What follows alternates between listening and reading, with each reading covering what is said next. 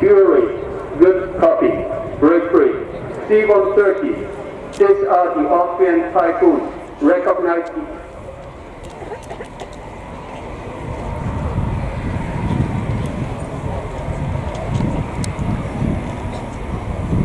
So both aircraft are 270, make 250. Mission is to intercept, identify, and shadow.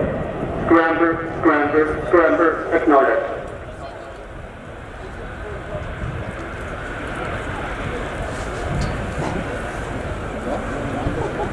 So at this point, with engines already running, the aircraft taxied from the QRA shed, which is at the end of the main runway into wind, get to the end of the runway, and launch. And I can tell you from experience, the adrenaline is pumping. At this moment in time, you have no idea. Of course, you're going to Typhoons.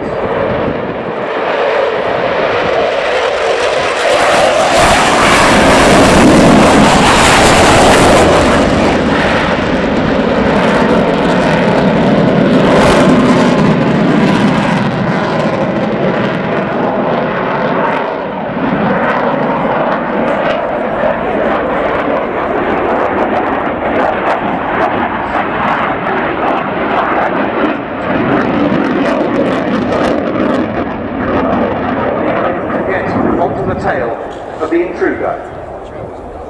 Of course, in this compressed scenario, the aircraft are already visual. They would have taken a radar handover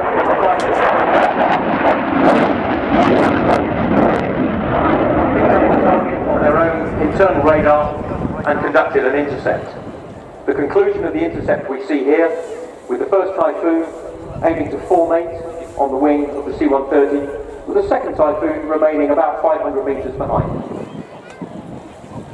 So what's the reason for this particular formation configuration that they're demonstrating? So the first aircraft will pull up alongside the C-130 to establish visual contact. Written on the fuel tanks of the aircraft it says contact 121.5, which is the VHF frequency for guard, and communication should be established from the radio communication.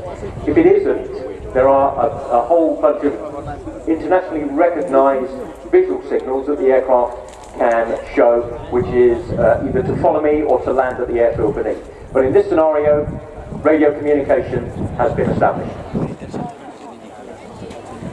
QRA, new task, enforced landing at Fairport. QRA, good copy. Break free. C-130. These are the Austrian Typhoon. Recognize the aircraft on the right wing. You are to land at Fairport. So that contact has been made, and they're now going to force the intruder to land.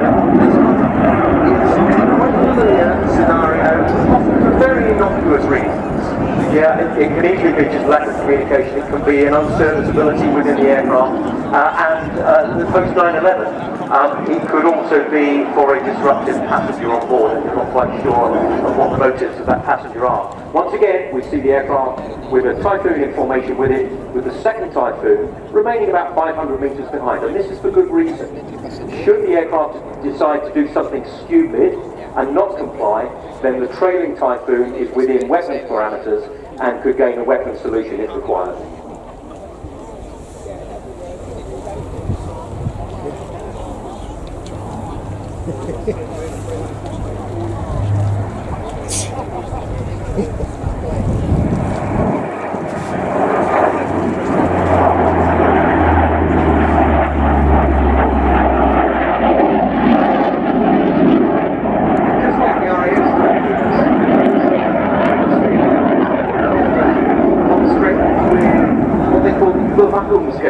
The surveillance wing stationed at Zeltweg Air Base or Fliegerhorst Hinterstoizer in the Styria region conduct QRA 24 hours a day, 7 days a week, 365 days a year, and they're now the sole air defence assets in the service of the Austrian Air Force. This following the retirement of the Saab 105, which held some of that burden until late 2020 when it was phased out. Of course, the Saab 105 would have been used for intercepting slow-moving target light aeroplanes and so forth. of course that's a role that could also be performed by a helicopter, such as the Puma during the 2012 Olympic Games, where the crewman would have a number of boards with instructions, primarily against a general aviation target that has probably got lost and is heading towards one of the stadiums. Well, the C-130 is now established on final approach, but again, as Mark said, just in case anything out of the ordinary would happen at this point involving the hitherto unidentified aircraft, the two Typhoons are keeping watch over it as it comes into land.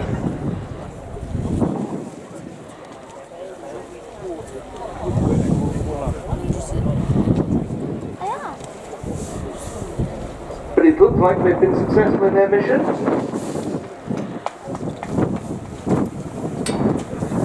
And it's a safe landing for the C-130.